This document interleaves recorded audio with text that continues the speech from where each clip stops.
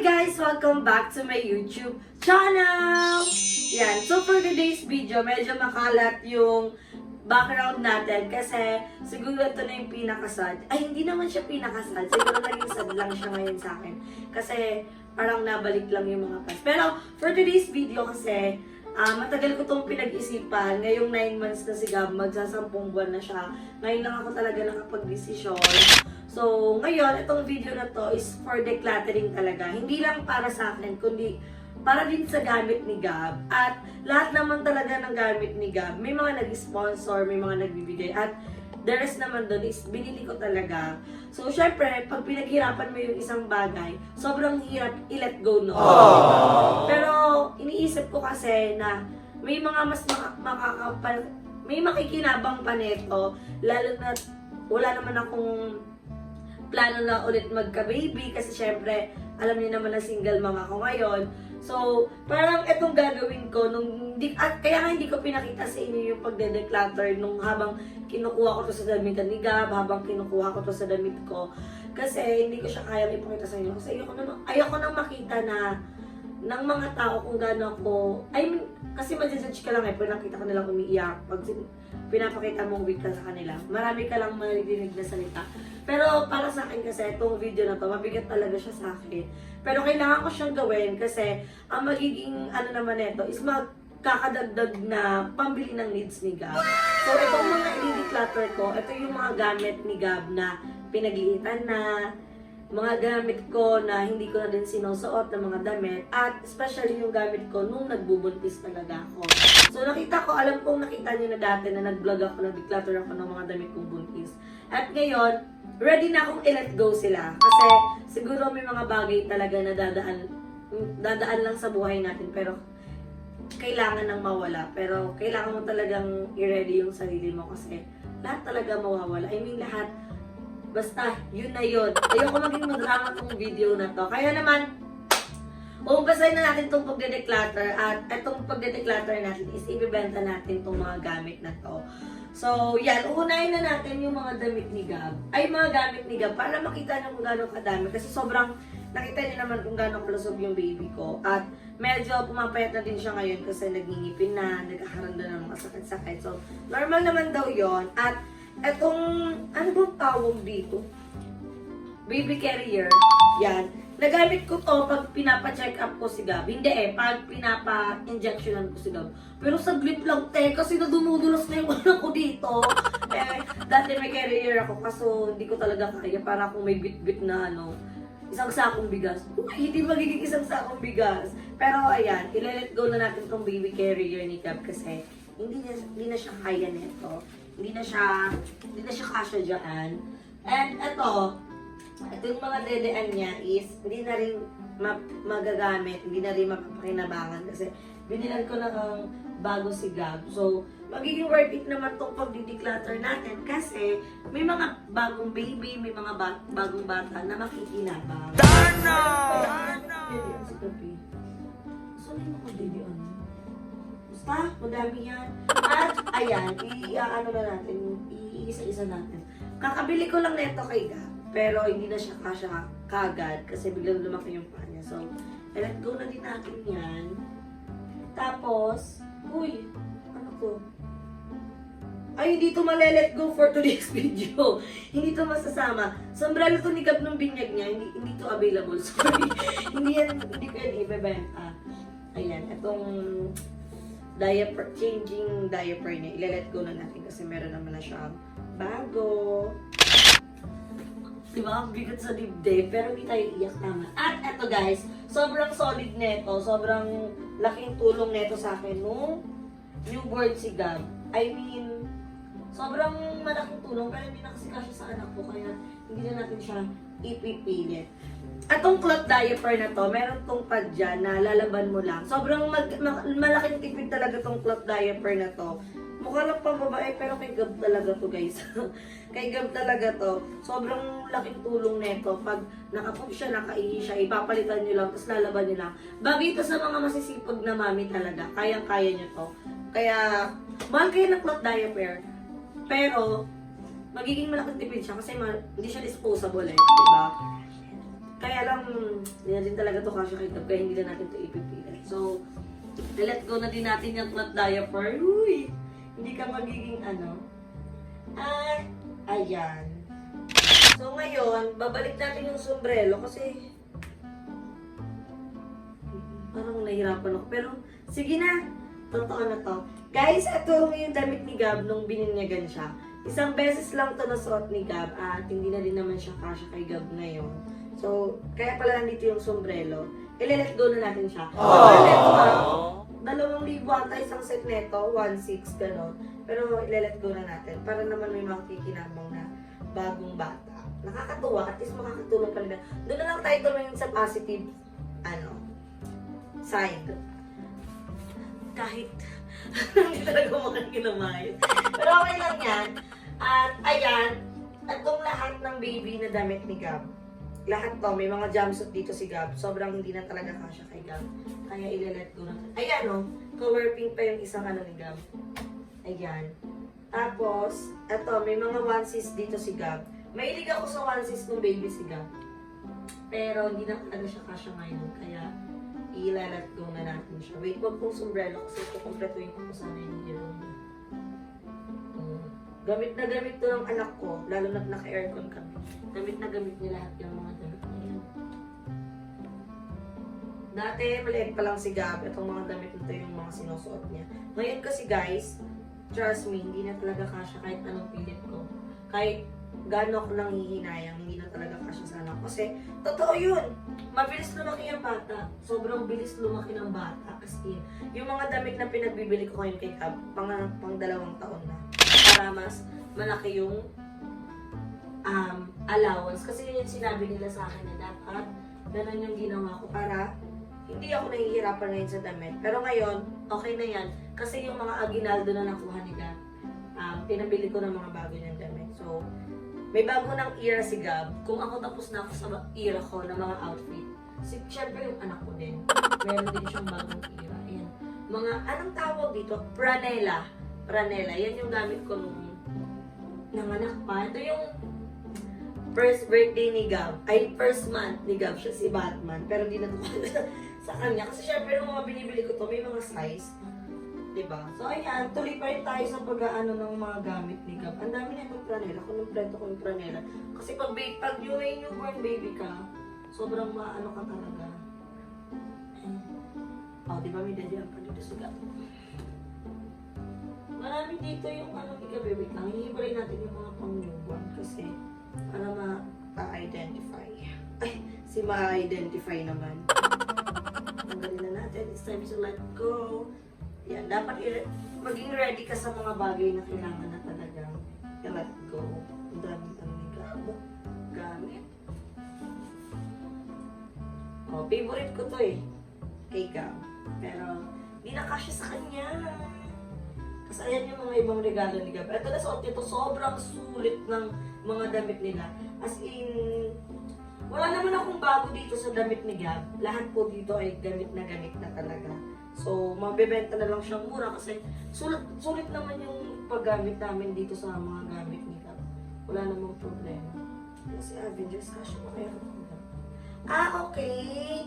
Kaya pa nandito din yung sombrero, hindi na ito kasya kay Gab.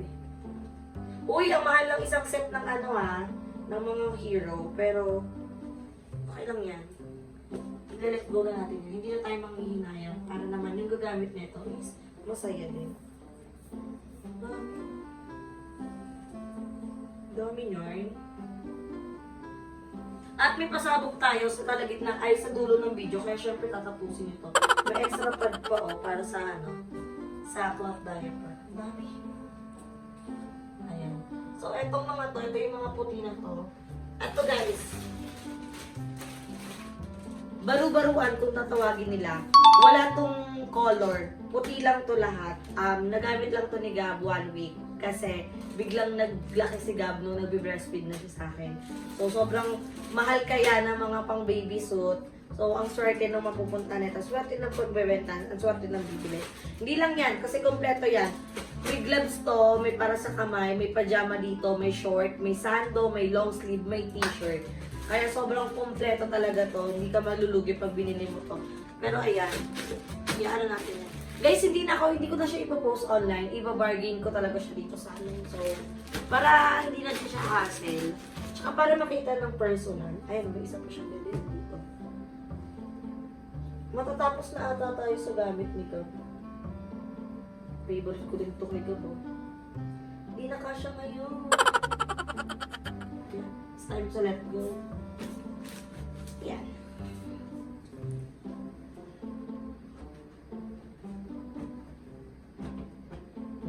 Let go na natin siya, guys.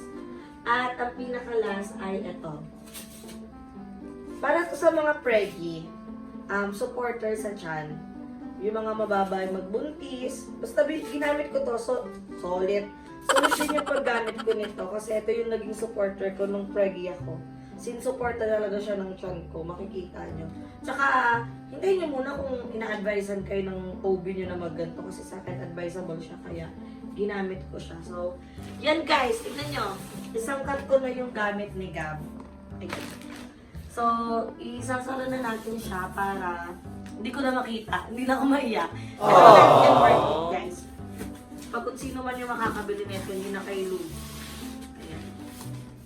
So, yan siya guys. So, after ng damit ni Gab, itong isang box. Kasi kaya rin ako nag-declutter. Ayoko na ng maraming box dito sa bahay. Kasi ang tagalan nito bahay natin, hindi ko pa rin talaga siya naayos. Para lang maging maganda yung ano ng bahay. Wala kayong makikitang box. Walang nakatambak kasi hindi naman ganun kalaki yung bahay namin ni Gab. At gusto ko maging safe si Gab kasi pag maraming karton, yung mga lamok, alam niyo yun, baka mag-ipon-ipon sila. So, syempre, after natin mag-declutter ng damit ni Gab, yan, magde-declutter tayo nung mga ginamit ko nung buntis. Siyempre, ginamit ko nung buntis. Ang dami ko guys, I mean, makikita nyo to sa mga pictures ko, sa mga vlogs ko, yan. Ready na akong i-let go to. Yan! Hindi na kasi siya bagay sa akin. Siyempre, pang preggy to guys, hindi na siya bagay sa akin, kaya i-let go na natin siya. Sa mga buntis dito, marami ako nakikitang buntis dito eh. Ibibenta na natin. Hindi man natin makuha yung pera na kung magkano natin siya binili. Pero at least, nakatulong tayo. Oh, di ba? May isa pang dedi na si Gab. Wala na. Etong dress na to, ginamit ko to nung nagpa-second vaccine ako. Lahat to memories. May, may kwento to mga damit na to. Oh, di ba? Hindi na kasi siya bagay sa akin, oh. Pag sinuot ko, hindi na siya bagay sa akin. Kasi malaki na siya. So, let go na din to. Mababalik lang talaga yung panahon nung nagpe-preggy ako. So, eto. Kita nyo yan. Suot ko yan nung 19th birthday ko. Suot ko yan. Tapos, eto guys. Gordo ko pa ba ito? Ano to? Ayoko na itong damit na to. Pero, baka kasi may nag-work dyan. Baka may nag-work dyan sa may labas. Nakakatawa pala itong vlog na to, hindi pala nakakaiya. Hindi guys, ano to? Natatawa ako. Ano to guys? Blue corner. So yung guys natin i-declutter guys. Ayan. Dito ko. Hindi guys, ito. Ready na akong i-let go to. Damit namin to nung daddy ni Gab nung first New Year namin together. So, hindi na sinasundan. Let go na natin to guys. Dalawa yan. Baka may mapili. Basta let go na natin to. Ayoko na itong maalala. Let go na natin yan. Tapos ayan. At itong mga dress na to, wala na. Ito na yung normal dress ko. Parang ito na yung mga dinadamit ko nung malaki na talaga yung tiyan ko. Kasi hindi naman na itago talaga yung tiyan ko at hindi ko naman tinago talaga yung pagbubuntis ko. Kasi sa YouTube lang na delay, pero sa personal, hindi ko talaga tinagong preggy ako. Ayan, madami itong, ayan o, puro na dress na to eh. Yan, dress ko nung pang preggy. Yan, dress ko ulit nung pang preggy. Madami ko, isang set to eh. Isang dosena. Tapos, ayan. Wala natin ayusin kasi puro lang to dress. Puro dress to ng pangbuntis. At ito, syempre ito yung pinaka-the best. Kasi ito yung suot ko nung nanganak ako. Why? Kasi para mas mabilis siya. Mabilis akong mabihisan. Mabilis akong makaihi.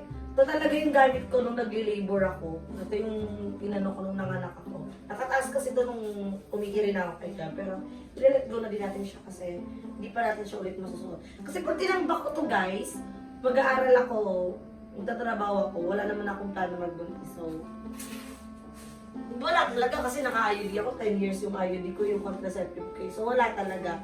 After nyan, ato lang yung damit na pagbuntis na ile-let go ko. At the rest, yung mga damit ko na. Ang dami ko guys na damit na hindi ko na ginagamit. Yung iba hindi ko pa nagamit.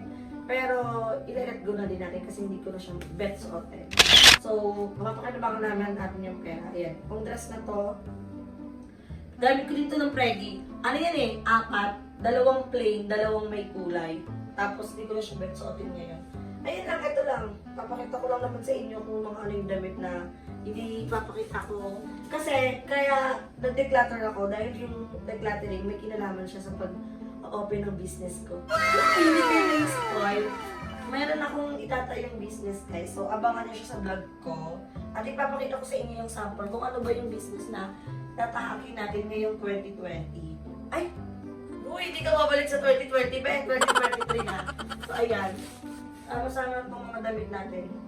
Mga pajama, mga jumpsuit, mga short. Ito, short. Di na kasi kasya sa akin, guys. Ang sexy ko na kasi ngayon eh. Uy! Hindi na rin kasi tumama talaga ako ng gusto. Huwag yun yung sabihin tumaba ako. Huwag yung sabihin yung mga obvious akin. Kasi alam ko, di naman ako tanga. May dalawa naman akong mata. Kasi sasampalin ko talaga magsabi sa akin tumaba ako. Ayan, meron na ditong pantalon. Di na kasi kasya sa akin sa may bewang, hindi na. Meron ditong palda, dress. Ang dami na itong damit ko. Mas madami ko sa i-declutter ko kay Cap. Sando. Ang dami naman ito. Napapagod na ako. Yan, t-shirt, crop top. Kaya ang onti na ng closet ko.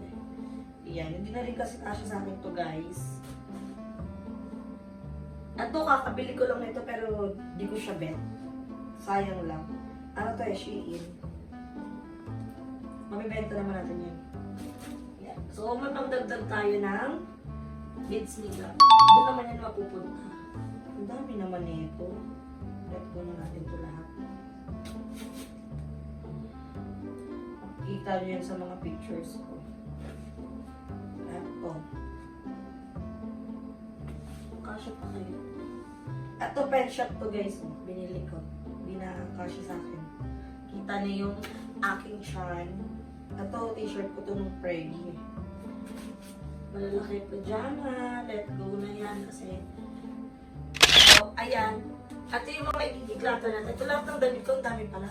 So, papakinabangan natin yan. Ibabargain natin yan, guys. At ito na yung lahat ng i-declutter natin for today's video. Damit ko, damit ni Gab, mga damit na nung nagbubuntis ako, newborn si Gab, na kailangan lang i-let go. Kasi sayang naman kung nandito lang din siya, nakastock, mabubulok lang, walang gagamit. So, kailangan may makanabang dyan. At dahil dito sa video na to, gusto ko rin i-share sa inyo yung open nating business. Kasi kailangan na natin kumayod ng kumayod sa buhay. Kailangan na natin gumawa ng paraan para magkaroon pa tayo ng dagdag income. So, ilike itong page na to at yung page ko para makita nyo yung pagla-live namin. Dahil ayan, totoo ang chismis.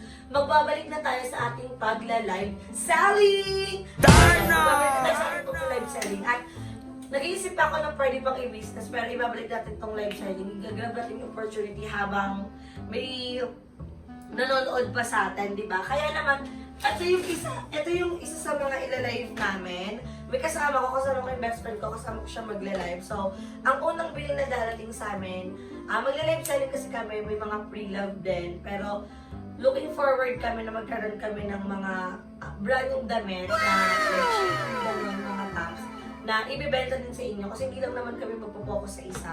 Pero ito, papakita ko sa inyo, hindi kasi kami nag-focus sa isang size lang.